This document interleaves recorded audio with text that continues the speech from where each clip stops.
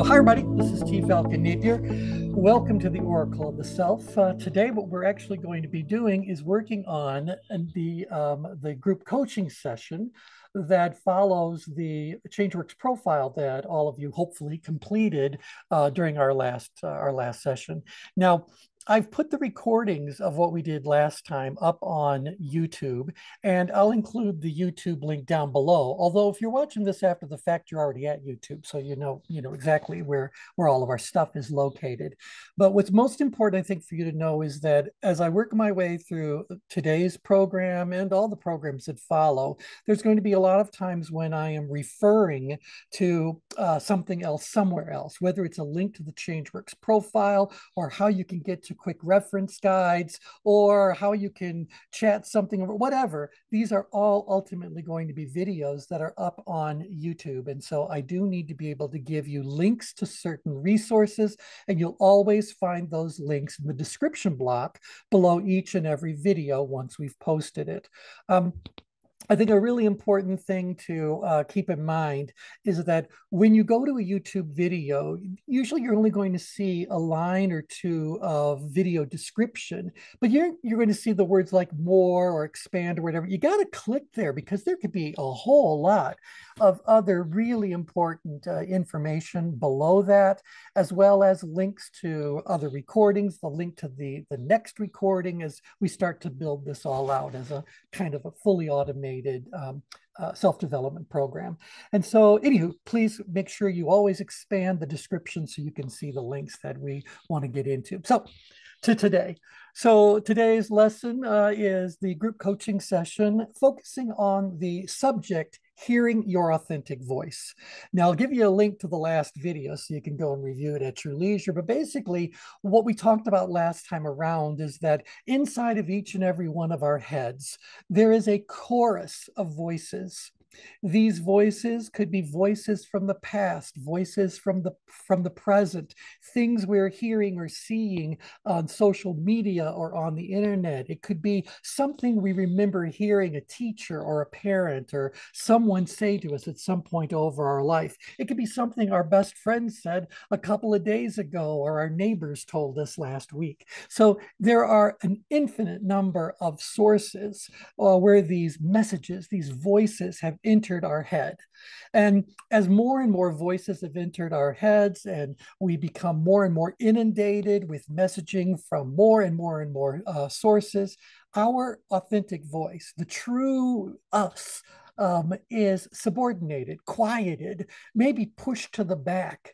And what we want to do in this program is to help everyone bring that oracle of the self, bring that true, authentic voice of you up front and center, put the spotlight on you, let you sing the solos. It's great to have some backup singers. It's great to even have a chorus once in a while behind you. We just need to make sure that you never lose sight of the star of the show. And the star of the show is always going to be you. So this program is really all about, pardon me, how we go about finding that voice, finding that oracle of self, better understanding what the oracle is trying to do in our thought process and our role. Because again, remember from last time around, I'm not saying you're possessed by some entity that has entered you from, I don't know, some other world or whatever. It's you. This voice inside of your head is you.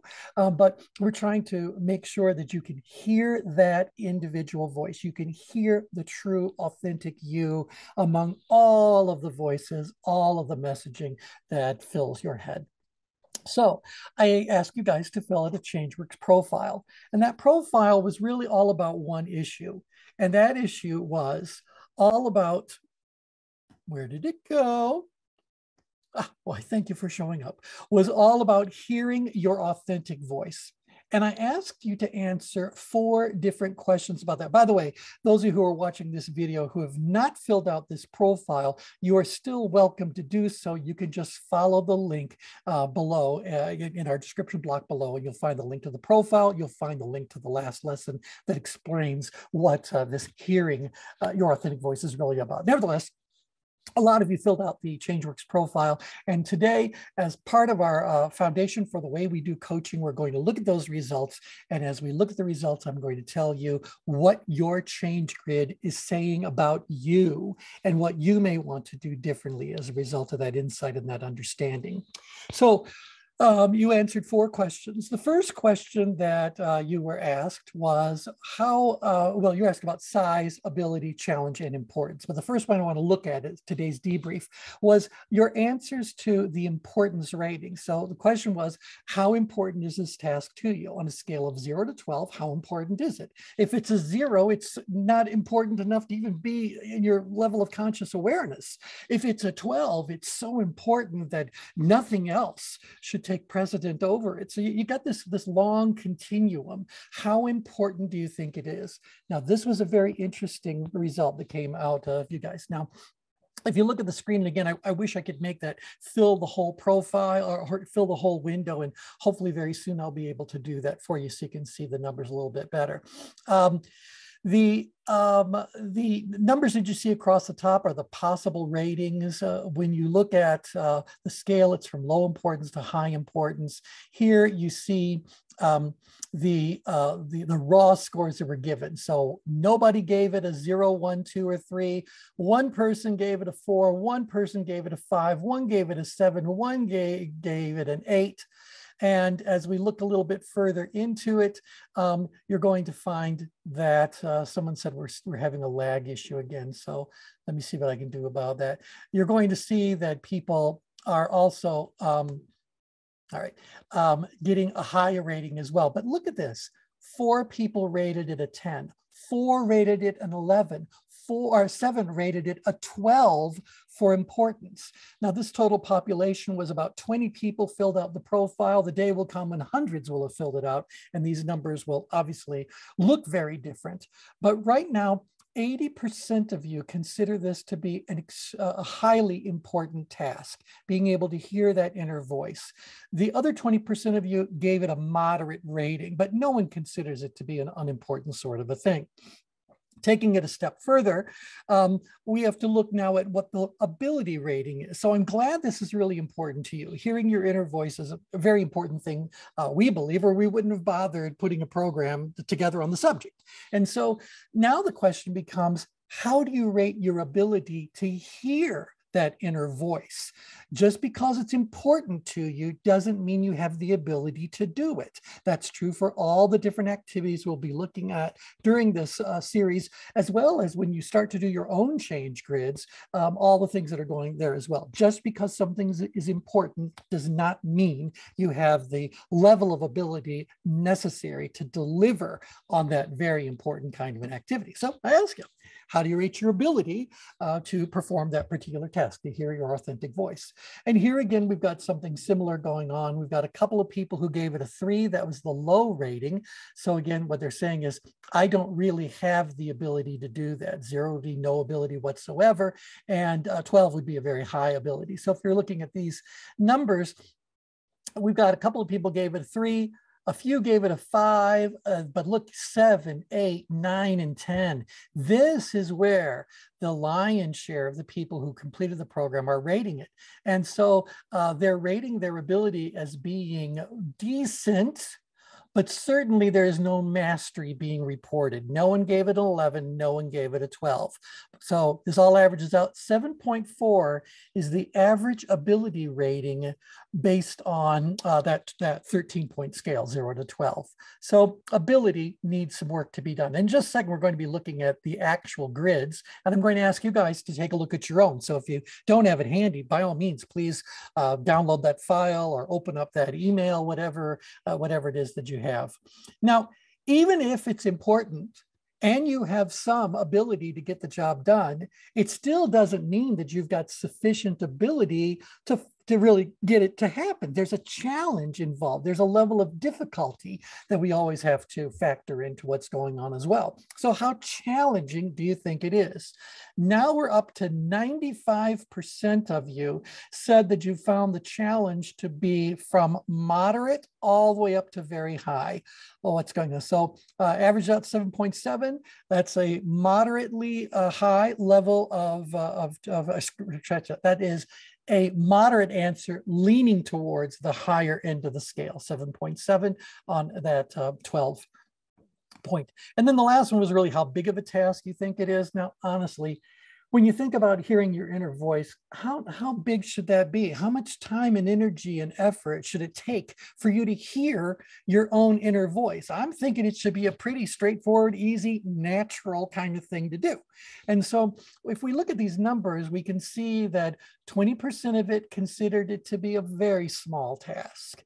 But I've got 70% who think it's a moderate sized task and another 10% thinking it's a very large task to be performing a large situation. So again, size is about the resources that something consumes. So if it's going to take a lot of time and a lot of energy, it's big.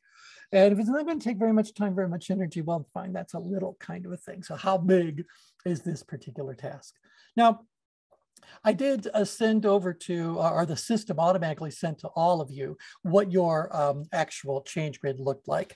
And so you received something, and I know this is going to be rather difficult to see. I do wish I could zoom in on it, and I promise you I'll be able to do that all in short term. But this ChangeGrid is covered with all kinds of alpha characters. Each one of those alpha characters represents one of the respondents. And so if you can look at where you plotted on the ChangeGrid, and you can say, oh, well, that means N is me, or maybe what's over here, A is me, then that will hold true for all of the diagrams we're going to be looking at. So your letter's not going to change. But because I ran this report anonymously, I have no idea who any of these particular individuals happen to be. We're looking at this more from the complete overlook of it all. Now, a couple of things to bring to your attention about a ChangeGrid is that, number one, I know that it looks visually complicated. It looks visually complicated because it's very robust. There's a lot of information that we can pull from a ChangeGrid just by looking at it. And over the course of this program, you are also going to learn how to do that. And so how to go about glancing at a ChangeGrid, creating a ChangeGrid for yourself, creating a ChangeGrid for somebody else. How do you go about creating these and then looking at the results and determining what those results actually mean? So the ChangeGrid is divided into a lot of different layers. What you're looking at right now is called the composite. And so what we can do when we're looking at the composite is we can see where everyone in a population falls on the ChangeGrid. We can also then determine where their average plotting is, and that average is shown by the triangle that you see, the triangle. And by the way, the triangle is a particular color. That color tells me how important you thought it is. And it's also surrounded by a circle, and the color of the circle tells me how big you thought it was. So I'm actually looking at all four of your responses simultaneously when I look at this. Now, every activity has an ideal location on the ChangeGrid. So if you want to be able to hear your inner voice, and you want to get really good at it. So there's work to be done, developmental work to be done. The ideal place for this to occur on the ChangeGrid is where you see the diamond here. And so if we look at your ChangeGrid, you can see that when it comes to perceived challenge, things are pretty much aligned, but there's a difference in the perceived level of ability. We'll be getting into that in greater detail as we work our way through this.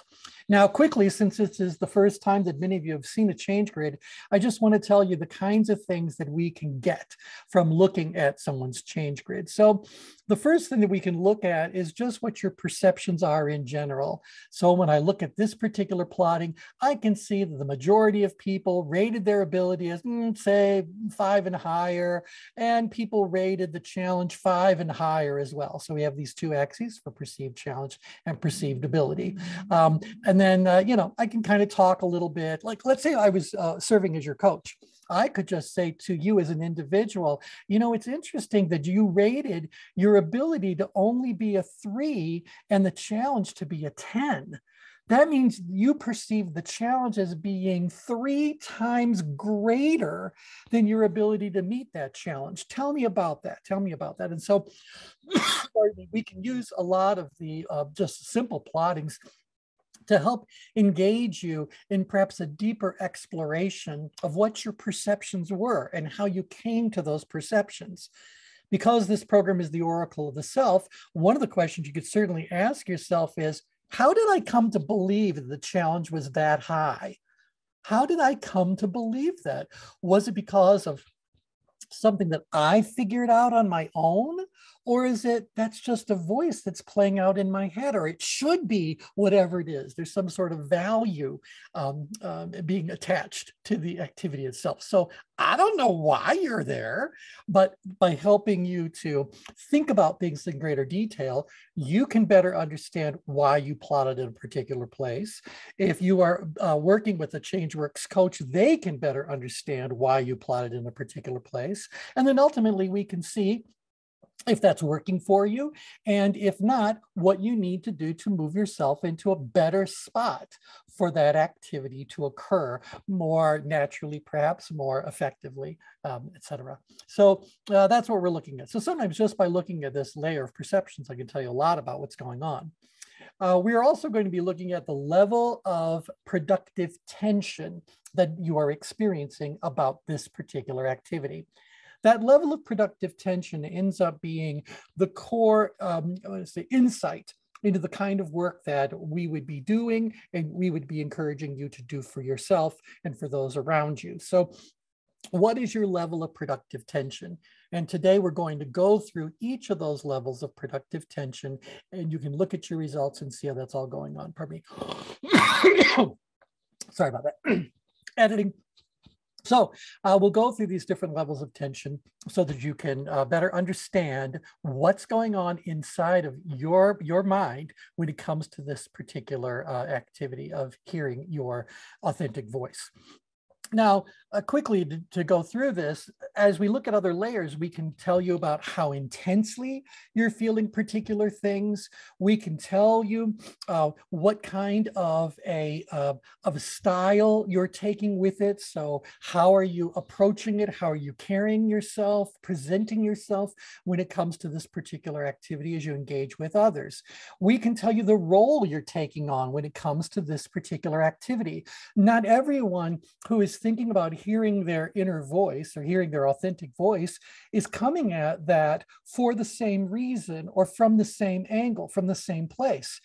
Depending on where you are on the change grid, we can tell you what role you're taking when it comes to this particular activity. So are you being influential about it, trying to influence yourself and others? Are you being very analytical about it, being a thinker about it? Are you trying to advocate for some sort of a change? What's really going on in the dialogue that's really happening in your mind?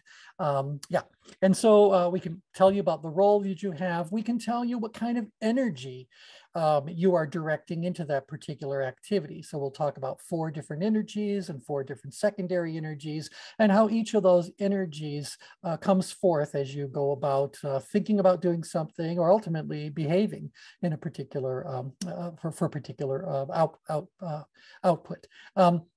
We can tell you whether or not your thinking has you in balance, out of balance, whether that's good, bad, in between. We can help you understand whether or not you are centered and balanced about a particular activity, or if you are askew in one way or another, and how that may be serving you well, but could be interfering with your forward growth and progress.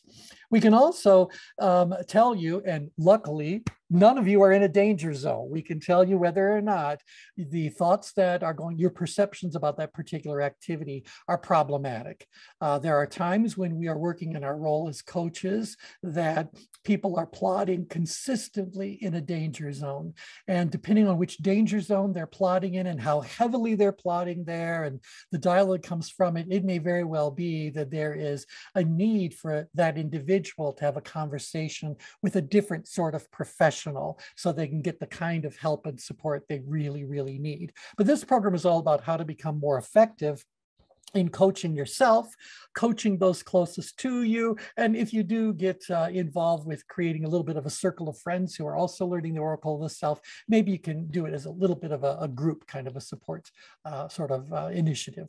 So we can tell you if you're in danger. And then probably the one that our corporate clients were always most interested in is we can tell you how engaged you are in doing whatever it is about that activity. So just because you know it's important, you've got the ability to do it, you could meet the challenge head on and it fits into your life, does not necessarily mean that you want to do it.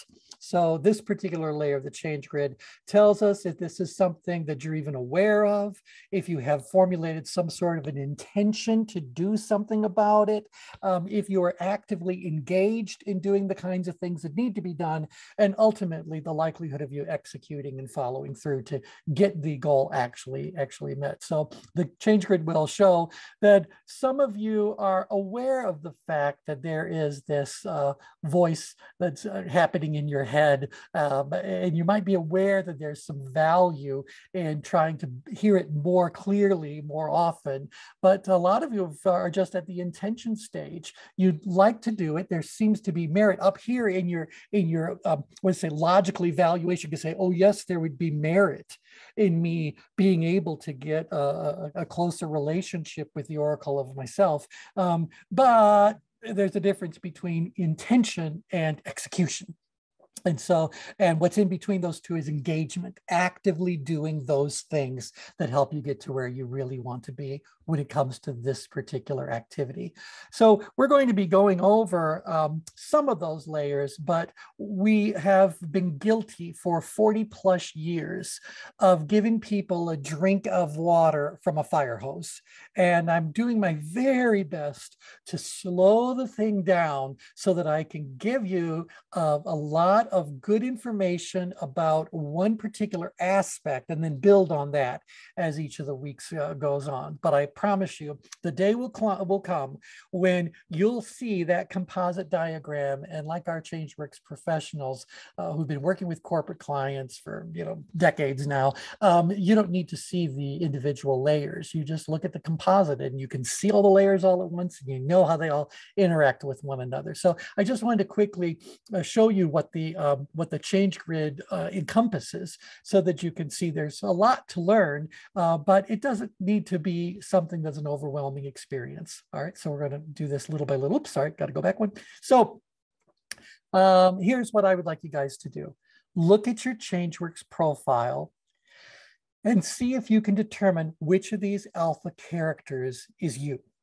Now, if you look at this particular level of the ChangeGrid, by the way, I'll be giving you a link to how you can get the quick reference guides, and you can get larger versions of these diagrams. So it's something we've also have up. It's free. We just have to tell you how you can get to it. So it'll you can download them. Anyway, it'll be in the link down below. But I think it's interesting to kind of look at the levels of productive tension. So I'm going to give you guys the Gifted Students Introduction to Productive Tension. Humans experience 5 levels of productive tension. They are labeled stress, power apathy, and apathy. So stress is the highest level of productive tension. And it occurs, if you look at the diagram here, and again, there is a reference guide on all this stuff. Stress occurs whenever you find yourself in a situation where your perceived level of ability is very low compared to the challenge that you face. And so you are in a very challenging situation, maybe even all the way up grid. This is up grid, all the way up grid. That could actually be a literal life or death situation. Nevertheless, to end up in stress, you not only must be facing a challenge of significance, you must also view yourself as having a low level of ability to meet that challenge.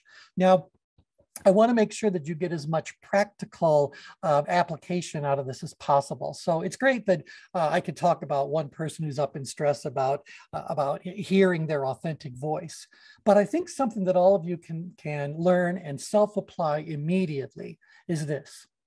Anytime you find yourself in stress or anytime you encounter someone who is in stress, I want you to remember that in order to be in stress, you must perceive the level of challenge as being greatly in excess of your perceived ability to meet that challenge. So soak in that for just a second. In order to end up in stress, you must be in a situation where you perceive a high level of challenge and perceive yourself as possessing a relatively low level of ability to meet that challenge. So there's going to be some sort of threat that might be going on, some kind of disturbance that might be happening. Things aren't as they could be, should be, or ought to be, depending on how far up in stress you're actually plotting. So that's a fun thing to look at there, a fun little skill to immediately plug into place. Whenever you encounter stress, ask yourself, why do I find the challenge to be so extreme with this? Why is the challenge? Or even ask yourself, how challenging do I really think this is? And then ask yourself again, what is this ability gap all about? What ability do I think I need that I don't have? So feel the stress, but examine the perceptions that got you there. You may very well find out that slight changes in your perceptions help you to get out of that stress kind of a response. We'll get into this again. I don't want to give you a drink out of a fire hose, but one of the things that we can tell you about each of these levels of productive tension is how that level of tension impacts your perceived level of resource availability. And the further upgrade you plot, the more we have a tendency to distort reality. So people that are up in stress believe that they don't have any resources. But if they stop for just a second, they may very well realize that that assessment is a distortion of reality. And what the actual answer is, if they become a bit more logical, a bit more detached from what's really going on with them, is this does help them to recognize, oh, I do have some resources. Well, I'll be able to do that then. And suddenly their movement is downgrade. They move themselves out of stress, perhaps into a healthier level of tension. And we'll talk about those as we work our way down. Now, again, while we can't just openly discuss things and get the recordings the way we'd like them to be, you guys are welcome to chat over to me any questions you have anytime you have one. So go right ahead and I can glance over. You can see me glancing. I can glance over and see what's going on the chat line as well. So please feel free to chat any questions over to me that you might have. We'll go from there. Okay, so now moving down grid, the next level of productive tension we want to take a look at is labeled power stress. Now, power stress is a bit healthier than power because in power stress, the individual still sees a significant amount of challenge, but they see themselves as having a stronger level of ability to meet that challenge.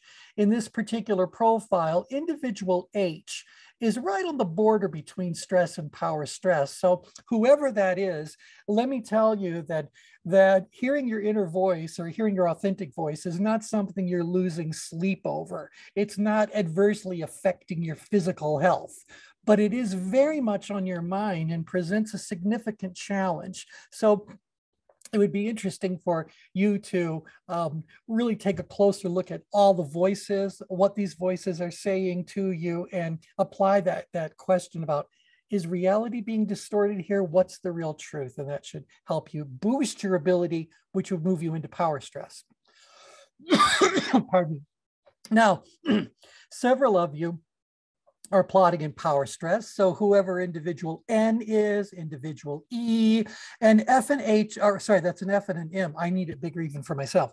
F and M are sharing the exact same spot. So that when we have more than one person that gave the same coordinates, we just put the numbers really close to each other. This system puts the numbers really close to each other. So a few of you, 4 of you, are actually plotting in power stress, and this individual here is darn close to it. So I'm going to kind of factor them in there as well. Now, when it comes to hearing your inner voice, your authentic voice, look at what you're actually saying to be in stress or power stress. You're saying that Yes, you're saying that your level of ability to meet this challenge is not sufficiently high. A couple of you gave your ability a 3, a couple of you gave your ability a 5, a couple gave your ability a 7. But the challenge that we're looking at here for those individuals is a perception of 10 or higher. Here's an 8, but 10 or higher for most of you as far as the challenge goes. That's a real imbalance. And so what you're missing is actually the ability necessary to meet that particular challenge. How do you go about hearing your authentic voice? Well, I'll give you a couple of things you can do today, but the next question you're going to be asking for next week really gets into the essentials of what this is really all about. How do you increase your ability to actually hear what your voice is saying? We got a chat question over here. Can you speak to the triangle? So the triangle, again, is the average rating. So if I took all of you and looked at how did you rate your ability and your challenge and the importance, if I average out each of those 4 dimensions, I'm going to end up with an average score. And that little triangle, it represents what the average score was for everyone. So on average, people rated their ability as a little bit better than a 7. They rated the challenge as being closer to an 8. They did consider the importance to be very high. That's why the center of the triangle is colored red. And the outer edge of it is also red, and that says you got, or is yellow, and that indicates that you consider it to be of moderate size. So that's the average person. Usually no one in the population is the average. You are all some other combination, but nevertheless, that's where you average out. And then the diamond is where we want you to be. I want you to consider this task to be important, but I don't want you to consider it to be all that big. I do want you to view your ability as being significantly high. A 10, I'm not asking for an 11 or a 12 when it comes to ability. And I don't want you to minimize the challenge involved. The challenge, a good 8 should keep it on your radar. And so that's what we're actually trying to do as we look at the diagram. Now, why is the average important and the ideal location important? Because when you're doing any kind of group work, whether you are working with a group of individuals who are going through a personal development program, such as yourself, and we're referring to this as a coaching session, or maybe I'm a trainer inside of a corporation. Now I've got a bigger population and I'm trying to put together programs and approaches that will help the population as a whole move to a better place for this task to actually happen. Maybe I'm trying to move a whole population. Maybe I'm out there trying to influence, the community to do this or whatever it happens to be. But now the population is really, really big. Maybe I'm in the world of advertising, and I'm trying to get people to have a little bit more interest in, passion for whatever product I'm trying to sell. So very, very often when you're doing any kind of group work, we have to work with the average. So what can we do to move this person? Well, on average, people need to have their ability increased by a few points, couple of points, and they're okay with the level of challenge. Make no mistake about it. Hearing your authentic voice is not an easy thing to do unless you have devoted your time, or some of your time at least, to learning techniques to help you become more centered, to help you be more present, to help you be more authentic.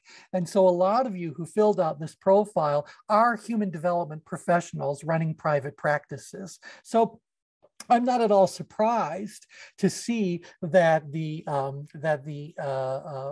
reporting of ability is significantly higher. As you can imagine, when this piece of research, if you want to call it this question gets posed to the larger population, as YouTube does what YouTube does best, who knows how the average is going to be impacted and ultimately how they move.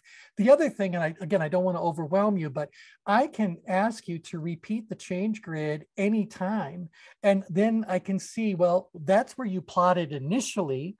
Now let's see where you're plotting. And so in the hands of a coach, or when you learn enough about this to do self-coaching, you want to be seeing progress. So I'm not looking for H to automatically jump to this ideal location. I can't wait to see who individual P is, because they're plotting perfectly for this activity.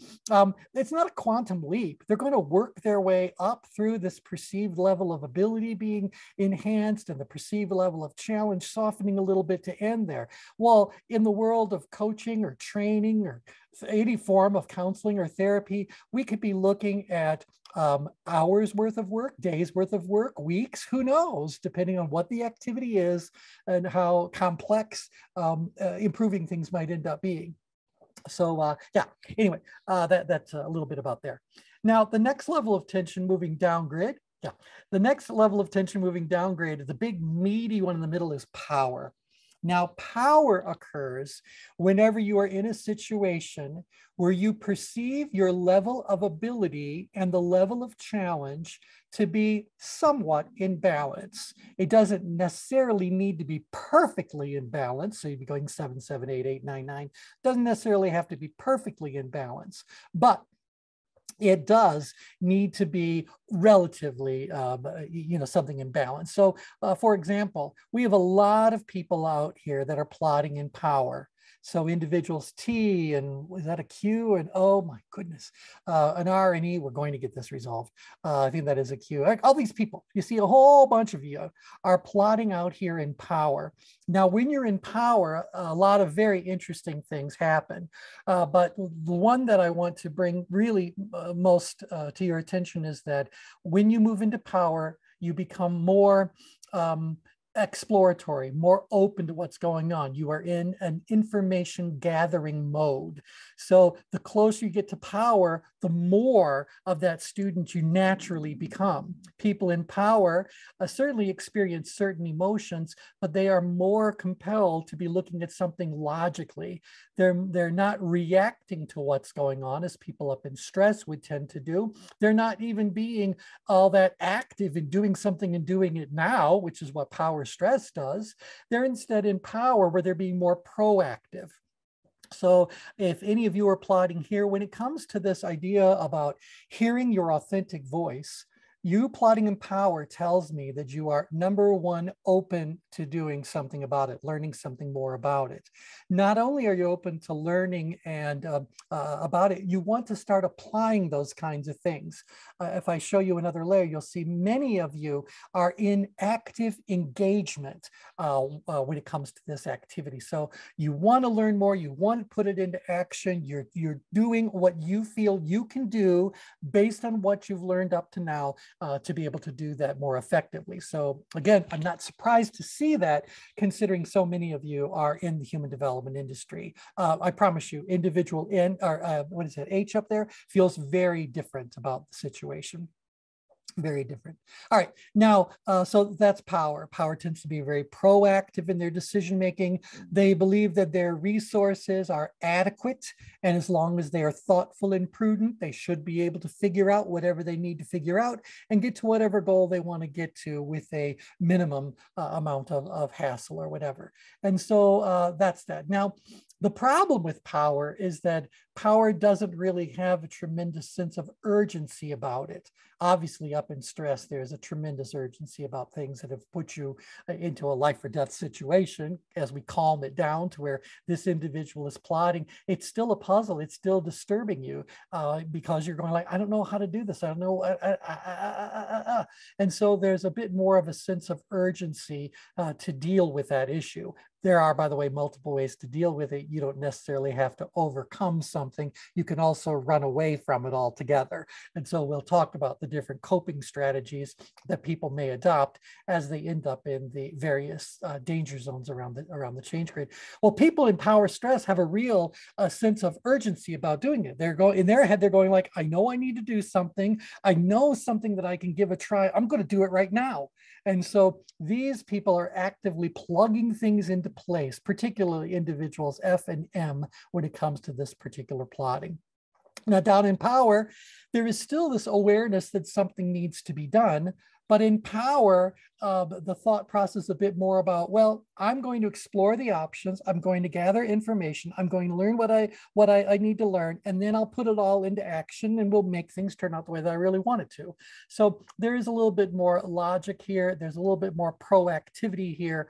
There's a greater sense of confidence, a greater sense of being in control.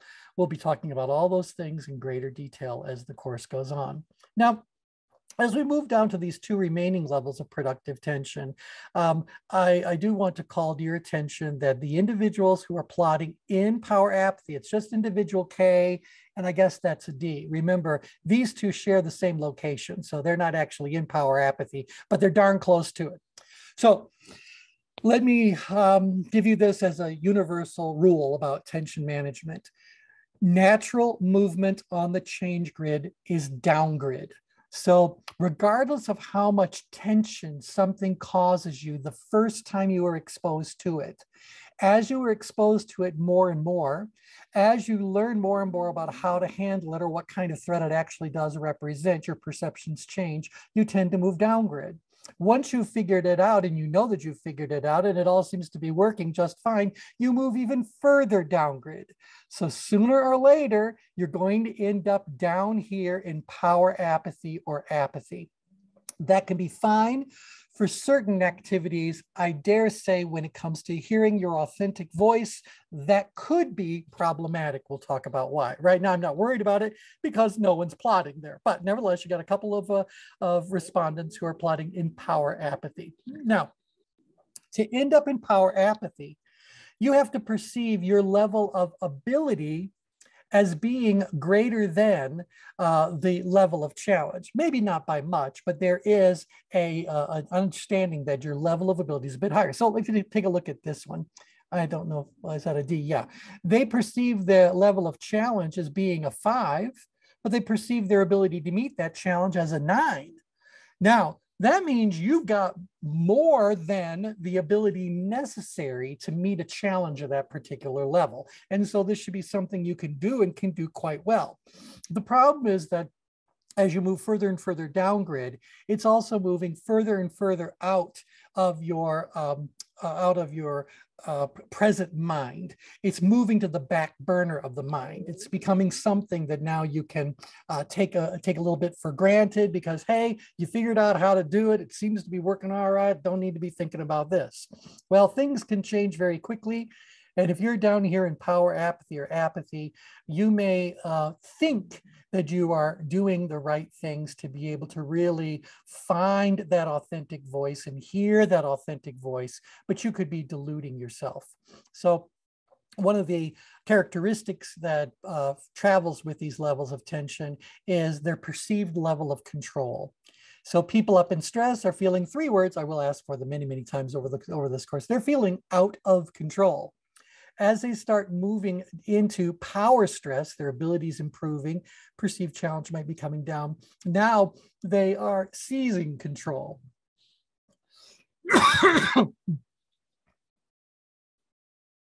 As they move further down grid, they enter power where they realize that they are in control. And they can be in control. That can mean multiple things, but bottom line is they feel like they're on top of whatever it is that's going on. They feel like they're in control. When you start to move down into power apathy, that feeling of being in control becomes a bit of an assumption that you're in control. Because look, when you're in power, you know you're in control. Things calm down, you're even better. It's even more comfortable now. So you assume things are just fine. But ultimately, you can end up in apathy where the problem is you might suddenly find yourself suffering from an illusion of control. Oh, pardon me. It's all up my editing skills. Okay, so let's talk a little bit about this. Let's talk a little bit about this illusion of control kind of a situation. It is very common that as you are exposed to a particular situation, a particular task is put before you, as you work your way through that situation, as you perform that task more and more and more, you're going to get better and better at it. So you're going to get to the point where you think, that said, I never need to worry about it ever again, at all again. Now, I can give you a lot of examples where this illusion of control can become a real problem. So let's say, for example, you went to the doctor, you had your physical, and you got a clean bill of health. Everything's just fine. Everything is just fine. And so you go home, good for you. Now you're down in power apathy about it for a while, because you're kind of going like, well, yeah, I mean, it's been a few months, but I assume I'm still okay. I assume my health hasn't changed. And you go out another year or so, and now you're down between power and apathy, and and you might be saying, I still feel great. Maybe I don't even need to go to the doctor this year. I'm sure I'm just as healthy. And so this assumption is now becoming very prevalent. Well, how many of you know people who haven't gone and seen their doctor in years, or will do anything to avoid going to the doctor, but they'll say, hey, I'm fine, nothing's wrong? Are they really in control, or might they be operating under an illusion of control? The problem is that the world keeps changing. Our bodies keep changing. Life keeps changing. Everything keeps changing. And if we're down in apathy, we don't notice those changes. And because we don't notice those changes, we don't do anything to help us gain or maintain that level of control we worked so hard to achieve earlier on the timeline. And so here we are suddenly in a situation where we desperately believe everything is just fine, but the truth is it's not. And all of a sudden, we feel out of control all over again when it's brought to our attention. So we see this happening all the time. Those who are in the human development industry certainly know that a great many times, the reason why that company ends up calling us in to help them, or that individual hires you to help them in whatever way, shape, or form, is because they thought they were doing just fine. They thought everything was just great, and then something happened, and now they realize, oh no, it's not. How did I not see this coming? Blah blah blah. And so there's lots of things you have to deal with as you work your way through that. But power apathy. And then the lowest level of tension is apathy. And apathy sounds like this. Again, getting back to that illusion of control. Do something. I don't need to do anything. Everything's just fine. And so there they are, perceiving their ability as being extremely high and the challenges being very low indeed. So what does this mean as far as hearing your authentic voice is concerned? Well, it means that by looking at the ChangeGrid, you can determine what needs to be done and how much of it needs to be done. So one of the things we say to corporate clients is that the ChangeGrid is designed to answer 4 questions about an activity and an individual who's looking at doing whatever that activity happens to be. Those 4 questions are, number 1, how ready is this person to actually do what needs to be done? How ready are they to do that? That's got a lot to do with ability, but there's also a mental state associated with it. So we have to make sure they're experiencing the right emotions. How ready are they to do it? The second question, how engaged are they in doing it? Just because we have the ability to do something doesn't mean that we want to do it. And so there is a willingness factor that comes into play here. There's a bit of a motivational factor that comes into play here. Maybe it's about value and importance that we're attaching to something, but I may be very highly skilled at doing something that I have no interest in doing. And so the ChangeGrid will tell me what your level of engagement is, and that allows me then to help you recognize and own the truth of that situation. And if you can hear me say to you, you have the ability to do it, you just don't want to, there's a discussion to be had there.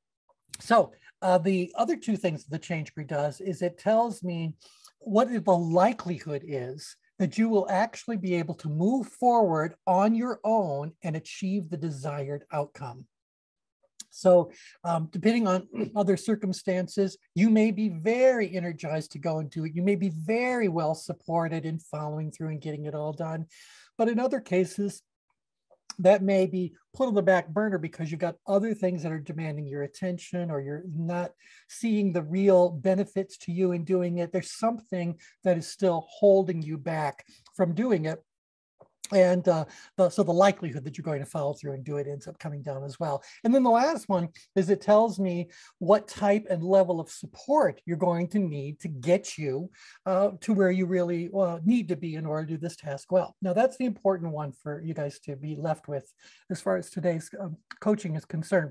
So as far as today's coaching is concerned, the gap between where you are and where you want to be represents the workload necessary. And so if you plotted with an ability of 3 or 4 or 5, even a 7 or an 8 or a 9, we want to get you to the 10. Obviously, the person who is reporting a 3 or a 4 has a lot more growth to do to get to there. And the next time we have a coaching session, I'll be teaching you the actual techniques for moving yourself from where you are to where you want to be. But this is a gap in perceived ability.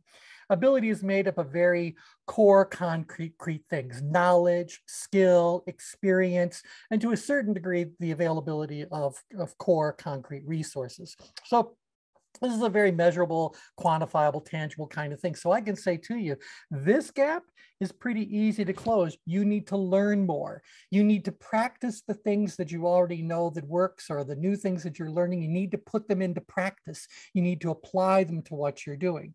Now, ultimately, as of next week, we'll come up with specific things to do, but the general theme is to increase your perceived level of ability to do something. The other thing is that we've got a lot of people that are reporting a higher level of perceived challenge than is serving them well. Now, keep in mind that increasing your ability almost always has an automatic side effect of perceived challenge going down.